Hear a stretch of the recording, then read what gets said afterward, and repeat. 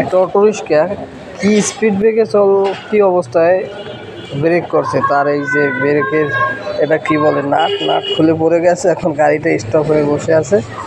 আর ওই আমাদের সেই কাঙ্ক্ষিত ড্রাইভার খুঁজতে আর পাচ্ছে না। এখন গাড়ি তো আর চলতেছে না, নাট পড়ে গেছে। তো নাটটা আমি অবশ্য পাইয়া আসলে তাকে বলি না এখনো।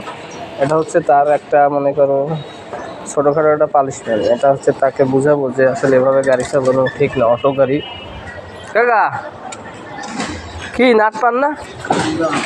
পাইবেন কেমনে? এত বড় যে হার্ড ব্রেকটা দিলেন এখান থেকে, হ্যাঁ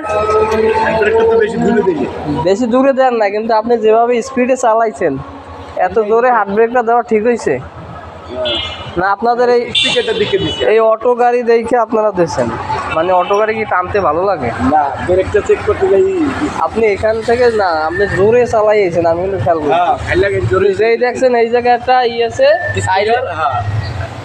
ব্রেকার আছে, ওইখানে আপনি না দেখে ফার্স্ট করে মনে করেন তার এইটা ব্রেকটা করলেন।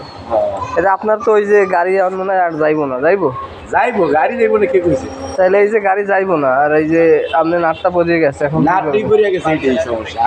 এই নাট পড়ার কারণ কি? কারণ তো আপনি জোরে টান হাত ব্রেক আপনি তো দেখেন না, আর এত জোরে চালায় এই যে অটো গাড়ি।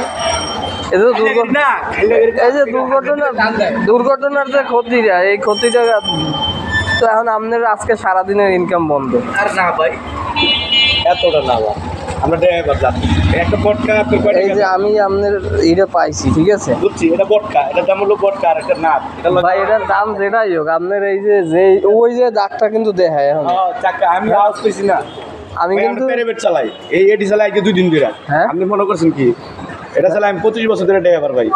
অন্য গাড়ি চালায়? হ্যাঁ, বড় গাড়ি থেকে আইছি ছোট গাড়িতে। মনে করছেন কি ওই আচ্ছা এই যে আমি পাইয়া আমি কিন্তু আপনার পিছেই আইছি, ঠিক আছে নেন। লাগাইতে পারবেন না? পার না ভাই, এই যে কইতাছি কি 25 বছর ধরে গাড়ি চালাই গিয়া ভাই। এভাবে আসলে এই যে ওর ব্যাটারি চালিত গাড়ি এত ধরে টানা ঠিক না। ফাঁকা রাস্তা আমরা যাইতেছি একটু স্পিডে কি লেগে জানেন? বাসে যাবো, চার্জ দেবো গাড়ি।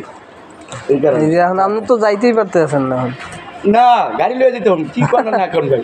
আচ্ছা এভাবে টাইম নেন না, বুঝছেন? ঠিক আছে, ব্যাটারি চালিত গাড়ি তো